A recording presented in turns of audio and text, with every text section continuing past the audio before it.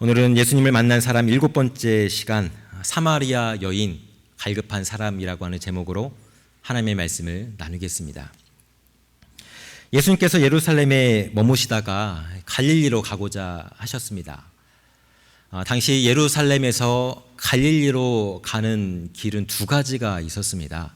하나는 예루살렘 바로 위에 위치한 사마리아를 관통해서 갈릴리로 가는 A라는 루트가 있었고, 다른 하나는 요단강을 건너서 아주 뺑 둘러서 갈릴리로 가게 되는 B라는 루트가 있었습니다. 이 B라는 루트는 돌아서 가는 길이었기 때문에 거리도 멀고 시간도 상당히 오래 걸립니다. 게다가 강까지 건너야 될 수도 있습니다. 그럼에도 불구하고 당시 대부분의 유대인들은 빨리 가는 A라는 길이 아닌 B라는 길을 택하였습니다. 왜 그랬던 것일까요? 여기에는 역사적인 배경이 있습니다. 하나의 나라였던 이스라엘은 솔로몬 왕의 아들인 르호보암 때 두 개의 나라로 갈라지게 되지요. 북쪽의 이스라엘과 남쪽의 유다입니다. 남과 북으로 갈라진 이 두 나라는 시간이 지나면서 국력이 약화가 되었습니다. 그러다가 주전 722년에 북쪽에 있는 이스라엘이 먼저 아시리아라고 하는 제국에 의해서 멸망을 당했고요. 남쪽에 있는 유다는 586년에 바벨론 제국에 의해서 멸망을 당하게 됩니다. 이 남유다가 멸망당했을 때는 대부분의 사람들이 바벨론에 포로로 끌려가게 되고 70년간 포로살이를 하게 되지요. 그런데 아시리아에서 멸망당한 이 북이스라엘은 일부의 사람들만 포로로 잡혀가게 되고 대부분의 사람들은 북이스라엘에 남아서 살아갈 수가 있었습니다. 그런데 북이스라엘 사람들은 아시리아에 대항해서 독립운동을 벌이게 되는데요. 하지만 성공하지 못하고 곧 아시리아 제국에 의해서 제압을 당하게 됩니다. 이후 아시리아 제국은 본토 사람들을 북이스라엘로 이주시켜서 북이스라엘과 혼혈 정책을 펴게 됩니다. 이 정책을 통해서 이스라엘 민족 정체성을 말살하려고 하는 시도였습니다. 이러한 혼혈 정책을 통해서 유대인과 타 인종 간의 피가 섞이게 되는데 혼혈인이 등장하게 된 것이죠. 그들이 바로 사마리아 사람들이었습니다.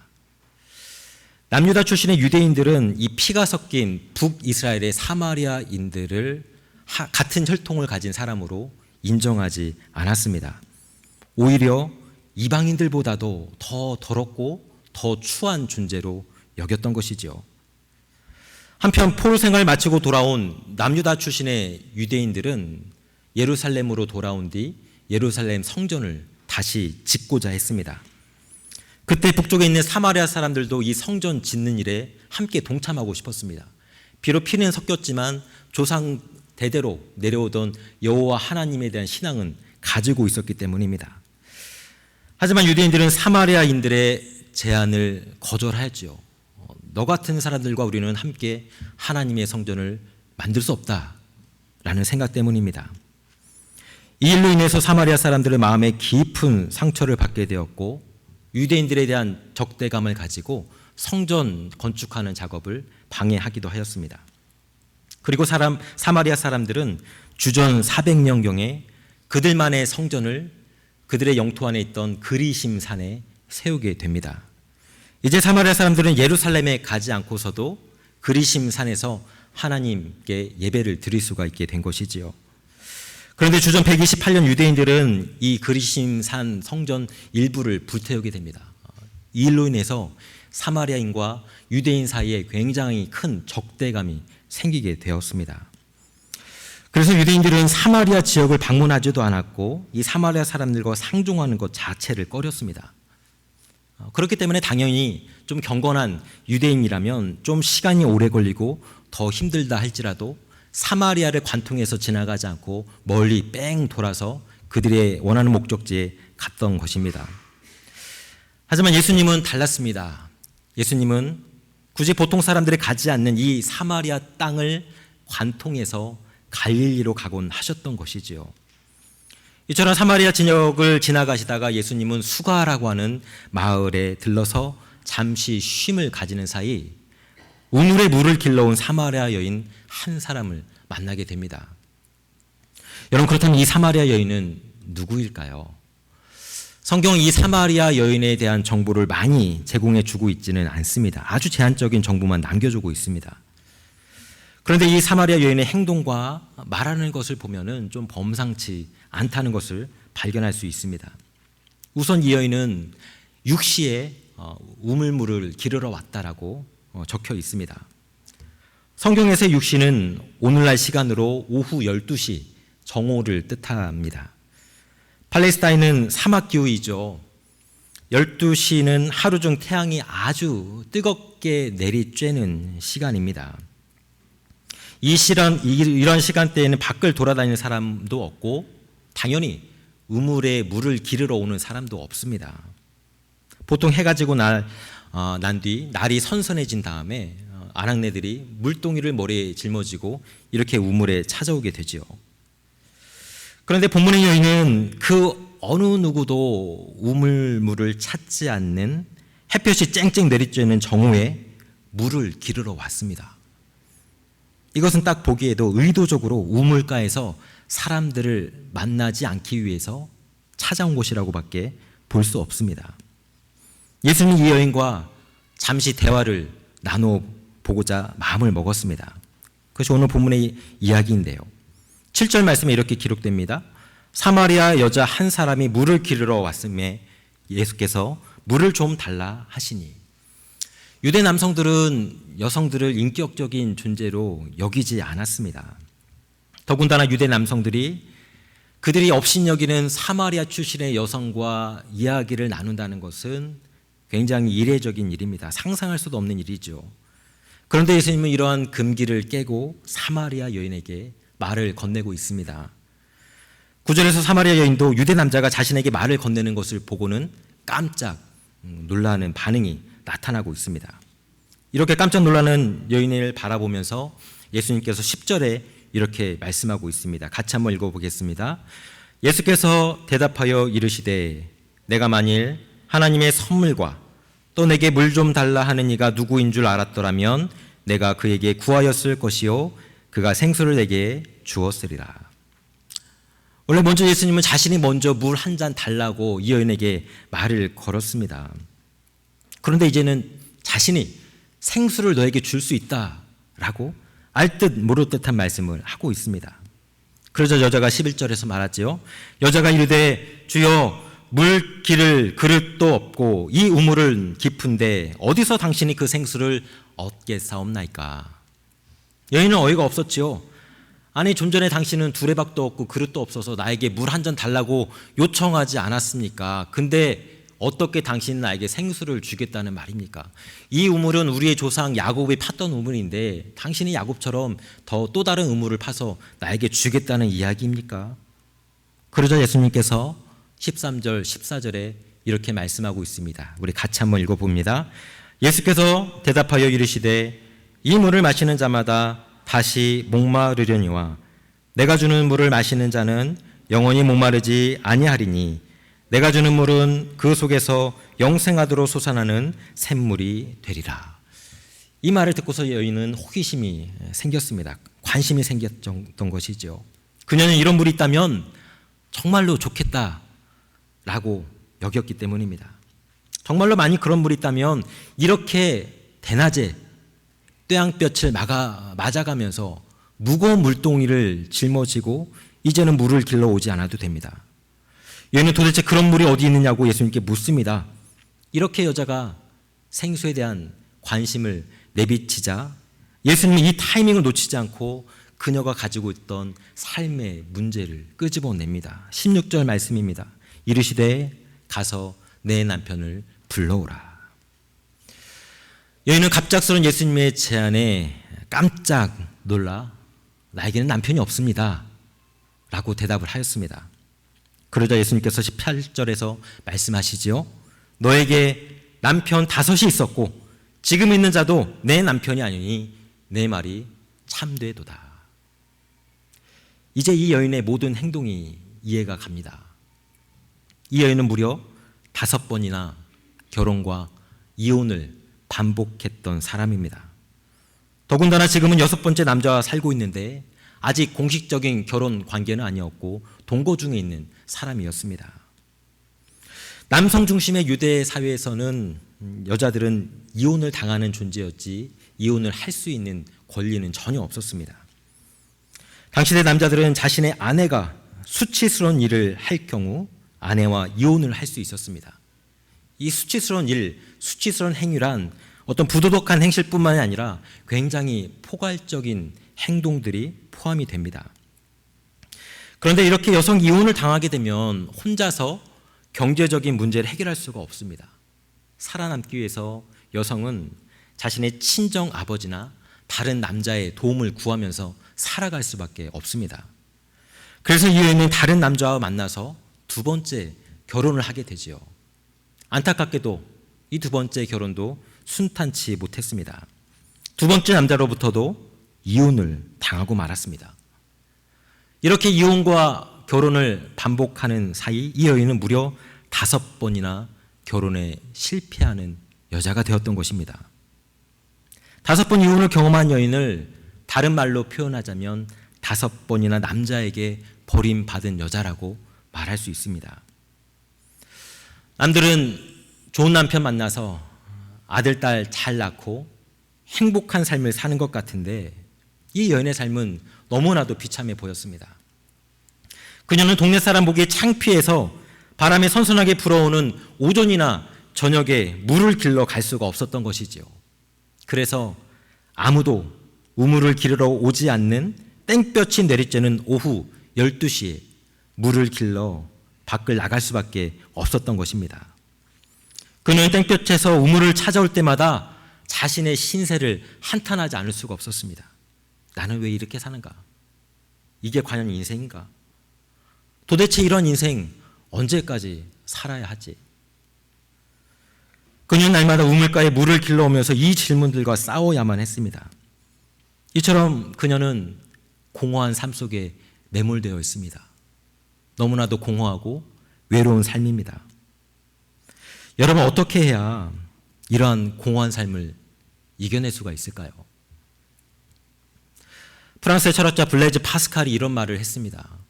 모든 사람의 마음속에는 하나님만이 채울 수 있는 공허함이 있다 라고 말입니다. 모든 인간의 마음에는 빈 공간이 있습니다. 이 공간에는 하나님만 자리해야 갈증과 갈급함이 사라집니다. 그래서 중세 신학자 어거스틴도 이런 말을 했지요. 주여, 당신은 내가 당신을 향해 살도록 지으셨습니다. 그러므로 내 영혼이 당신을 떠나서는 참된 안식을 경험할 수 없나이다. 어거스틴도 공허함 속에서 오랫동안 고통당했던 사람입니다. 그는 여자를 통해서 어떤 철학, 종교를 통해서 그 공허함을 해결하고자 노력하였습니다. 이런 오랜 방황 속에서 그가 깨달은 것 하나, 그것은 하나님 이외에 다른 어디에서도 참된 안식을 경험할 수 없다는 이 사실입니다. 여러분, 하나님만이 채울 수 있는 이 마음속의 빈자리는 굉장히 중요하면서 또 한편으로는 위험하기까지 합니다. 이 빈자리가 하나님으로 채워지지 않은 채 공허한 상태로 남아있게 되면 어떻게 되는지 아십니까? 세상의 온갖 악한 것들이 이 자리를 차지하기 위해서 아우성을 치게 되어 있습니다. 제일교포 2세로 일본 도쿄대학 교수로 활동했던 강상중이라는 철학자가 있습니다. 이분이 악의 시대를 건너는 힘이라고 하는 책을 펴냈는데요. 이 책에서 이런 내용이 나옵니다.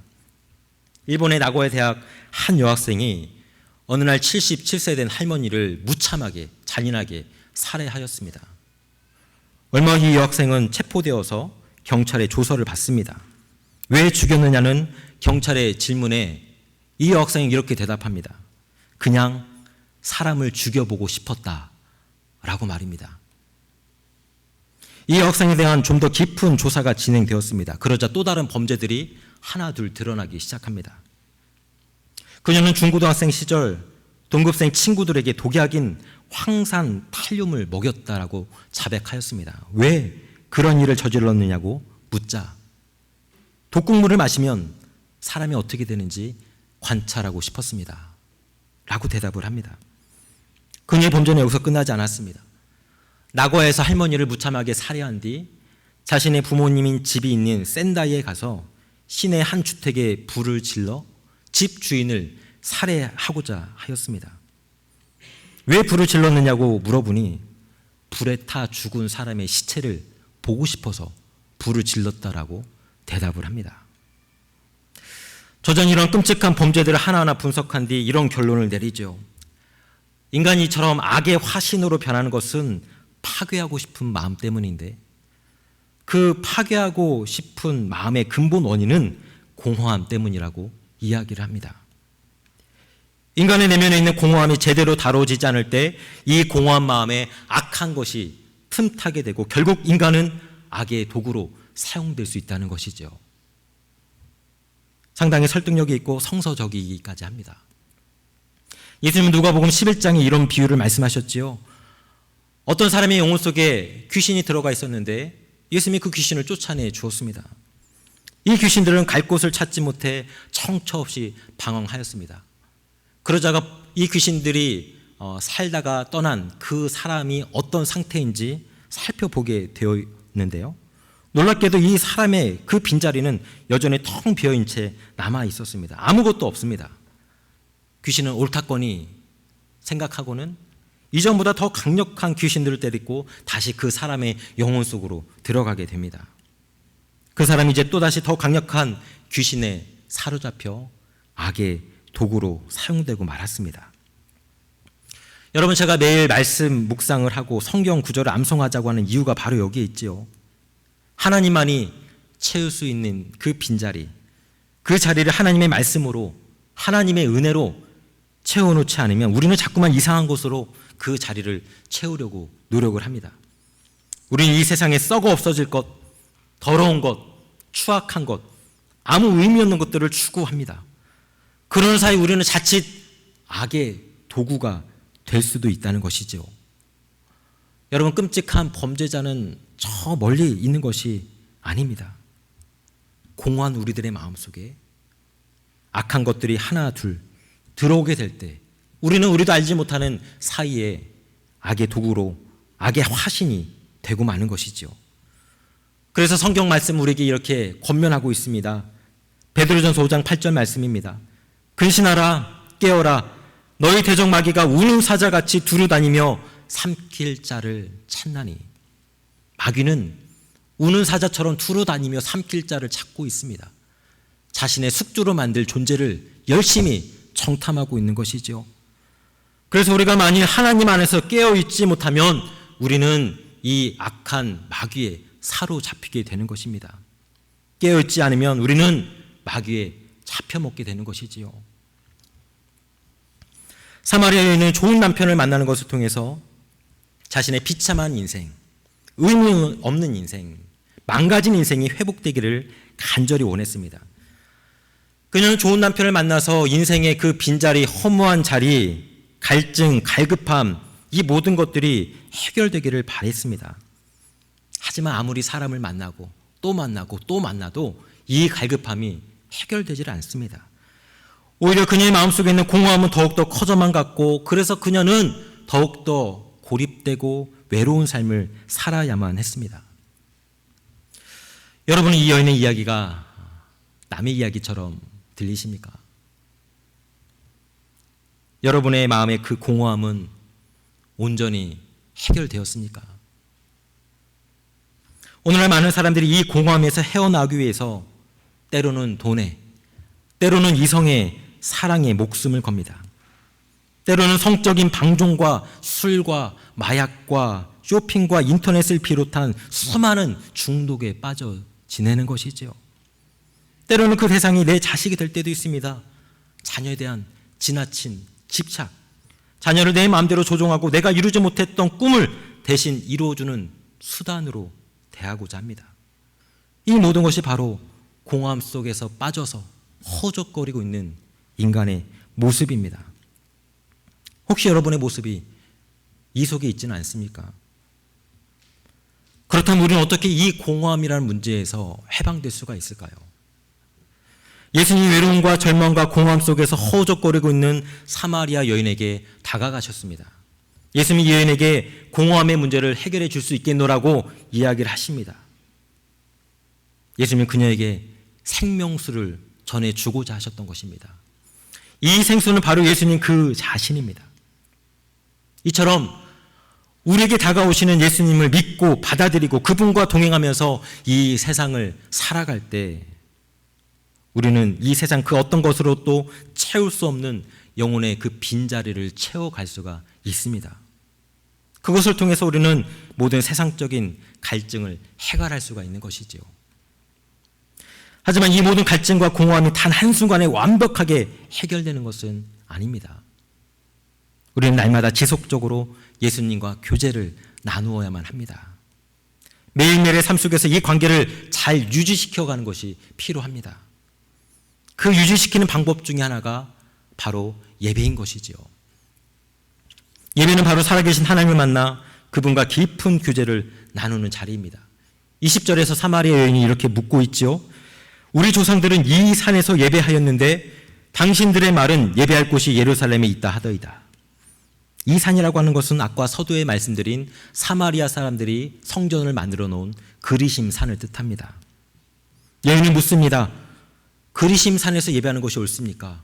예루살렘 성전에서 예배하는 것이 옳습니까? 예수님은 대답하시죠. 둘 다 아니다. 무슨 말입니까? 예배드리는 장소가 중요하지 않다는 것입니다. 23절에서 예수님이 이렇게 말씀하십니다. 우리 같이 23절 말씀 읽겠습니다. 아버지께 참되게 예배하는 자들은 영과 진리로 예배할 때가 오나니 곧 이때라 아버지께서는 자기에게 이렇게 예배하는 자들을 찾으시느니라. 예배는 장소의 문제가 아니라 어떤 마음으로 어떤 대상을 향해서 드리느냐가 중요하다는 것이죠. 예배라고 하는 것은 인격이신 하나님을 만나고 그 하나님과 교제를 나누는 행위입니다. 그렇게 예배란 우리 신앙생활의 가장 중심에 있는 것으로서 우리 신앙이들의 존재 이유라고 말할 수 있습니다. 여러분, 예배를 드리지 않으면서 나는 기독교인이다 말할 수 없습니다. 예배를 밥 먹듯이 빠지면서 나는 하나님을 사랑한다, 그것은 자기 자신과 하나님을 속이는 기만하는 짓입니다. 거짓말입니다. 예배는 곧 기독교인의 정체성입니다. 우리는 예배를 통해서 하나님의 백성, 하나님의 자녀로 자라가는 것이지요. 그럼에도 불구하고 이렇게 소중한 예배가 아무 감동도 없고 아무 감격이 없을 때가 있습니다. 예배를 통해서 하나님과의 인격적인 교제도 없고 단순히 의무적으로 습관적으로 어쩔 수 없이 예배 가운데 나오는 경우가 있습니다. 왜 그런 것일까요? 그것은 예배가 하나의 종교 의식으로 머물러 있기 때문에 그렇습니다. 우리가 하나님을 만나는 예배를 나의 종교성을 채우거나 어떤 다른 목적을 달성하기 위해서 그것을 위한 수단으로 여긴다면 예배는 종교 의식으로 전락하게 됩니다. 종교 의식으로서 예배는 나와 하나님을 결코 연결시킬 수가 없습니다. 그냥 자기 만족으로 그치는 예배가 되고 말지요. 아, 예배 드렸다. 신앙인으로서의 최소한 의무를 다했다. 그러니 이제 일주일 동안 내 마음대로 살아가 보자. 이렇게 되는 것입니다. 사마리아 여인은 그리심 산에 올라가서 열심히 예배를 드리는 사람이었던 것 같습니다. 그런데 그녀가 그곳까지 찾아가서 예배를 드리고 제물을 바치고 기도했던 이유는 무엇일까요? 그녀가 예수님과 나눈 대화를 통해 볼 때 그녀는 하나님과 인격적인 교제를 나누기보다 예배를 통해서 자신이 바라고 원하는 것을 얻기 위해서 예배를 드렸던 것 같습니다. 하나님, 이번에는 좋은 남편 만나게 해주세요. 돈 많은 남편, 나만 바라보는 남편, 나만 사랑해주는 남편, 나를 행복하게 만들어줄 남편 만나게 해주세요. 하나님 도와주세요. 어쩌면 이렇게 기도했을지도 모릅니다. 여러분, 물론 좋습니다. 당연히 우리들의 힘으로 해결할 수 없는 삶의 문제, 우리들의 삶의 필요에 대해서 우리는 하나님께 간구해야 합니다. 반드시 우리는 간구해야 합니다. 이 필요가 채워짐으로써 우리가 행복해질 수만 있다면 하나님은 그 필요를 기꺼이 채워주시고자 하나님도 분명히 노력하실 것입니다. 하지만 이렇게 나의 필요에만 집중하면서 하나님 앞에 나아가면 우리는 하나님과 관계를 맺을 수가 없습니다.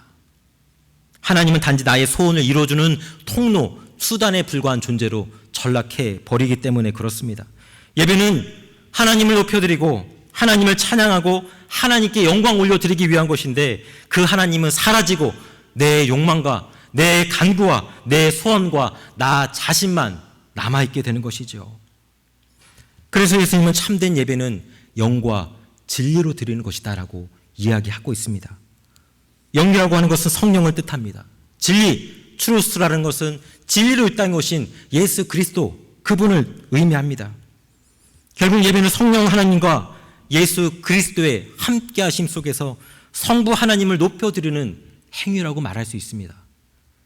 삼위일체 하나님의 임재하심, 삼위일체 하나님의 함께하심, 삼위일체 하나님의 현존하심, 이것을 영혼 깊숙이 누리는 것이 바로 참된 예배입니다. 이런 예배를 들 때 우리는 하나님을 경험하게 되고, 하나님을 경험함을 통해서 인생의 수많은 문제가 자연스럽게 풀리는 놀라운 은혜를 경험하게 되는 것이죠. 사랑하는 여러분, 우리는 올바른 예배의 대상을 예배해야 합니다. 우리는 금방 썩어 없어질 이 세상에 유한한 것을 예배해서는 안 됩니다. 내가 욕망하는 것을 예배해서는 안 됩니다. 무엇보다도 나 자신을 예배해서는 안 됩니다. 우리는 보다 더 근본적인 것, 하나님 그 자체, 예수 그리스도 그 자체, 성령님 그 자체를 갈망해야 합니다.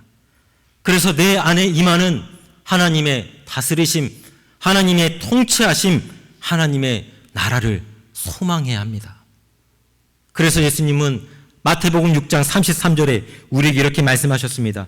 너희는 먼저 그의 나라와 그의 의를 구하라. 그리하면 이 모든 것을 더해 주시리라. 이 말씀은 세상에서의 성공과 건강과 자녀들의 축복과 물질적인 번영을 먼저 예배 가운데 구하지 말라는 말씀입니다. 대신에 먼저 하나님 그분을 구하고 그분을 갈망하고 그분만 예배하라는 말씀이지요. 그러면 우리들의 망가진 삶이 자연스럽게 다시금 균형 잡혀간다는 이야기입니다. 깨어진 인간관계, 깨어진 부부와의 관계, 자녀관계, 교우들과의 관계가 온전히 회복될 수가 있습니다. 모든 삶의 불균형, 문제, 갈등의 근본 원인은 지금 내가 잘못된 것을 구하고 추구하고 있기 때문에 나타나는 현상입니다. 여러분, 예배 가운데 생명수로 우리에게 다가오시는 예수 그리스도를 만나십시오. 예수님을 경험하십시오. 예수님을 맛보십시오. 그렇게 할 때 지속적으로 우리를 괴롭히는 인생의 끊임없는 갈증, 외로움, 공허함, 두려움, 이 모든 것들로부터 우리는 해방을 경험할 수가 있습니다. 그리고 주님이 주시는 참된 평화가 우리 안에 찾아오게 되는 것입니다. 이제 말씀을 마칩니다. 이 세상을 살아가는 사람이라면 누구나 어쩔 수 없이 인간의 유한함 때문에 공허함을 경험할 수밖에 없습니다. 싱글일 때에도, 결혼을 해도, 몸이 건강해도, 성공을 해도 이 공허함은 우리를 결코 떠나지 않습니다. 사랑하는 여러분, 여러분은 여러분의 그 공허함을 어떻게 다루고 있습니까? 어떻게 해결해 가고 있습니까? 여러분의 삶의 모습을 가만히 관찰해 보십시오. 내 안에 있는 외로움, 인생의 무의미함, 허전한 마음, 공허함을 해결하기 위해서 내가 반복적으로 행동하고 있는 그것은 무엇입니까? 우리 마음속에 있는 그 빈자리는 오직 하나님만이 해결해 줄 수 있습니다. 사마리아 여인처럼 아무리 배우자를 바꾼다 할지라도, 아무리 내가 원하는 것을 얻는다 할지라도 이 세상에 유한한 것으로는 결코 우리의 그 마음의 공허한 빈자리는 채워질 수가 없습니다. 오직 우리를 만드신 하나님만이 해결해 줄 수 있는 그 빈자리입니다. 여러분, 그렇기 때문에 외로울 때, 공허할 때, 인생이 무의미해질 때 하나님께 더 가까이 나아가십시오. 하나님만 바라보고 그분의 말씀을 더 깊이 묵상하십시오. 그래서 나의 내면을 하나님과 그분의 사랑과 은혜로 가득 채워 나가십시오. 그렇게 할 때 우리 마음속에 있는 그 공허함, 우리 외로움, 그것들은 눈 녹듯 사라지고 하나님이 주시는 풍성한 은혜가 자리 잡게 될 것입니다. 여러분, 이 놀라운 은혜를 우리 함께 받아 누릴 수 있게 되기를 간절히 축원합니다. 함께 기도하시겠습니다. 우리 주신 말씀 기억하면서 다짐의 기도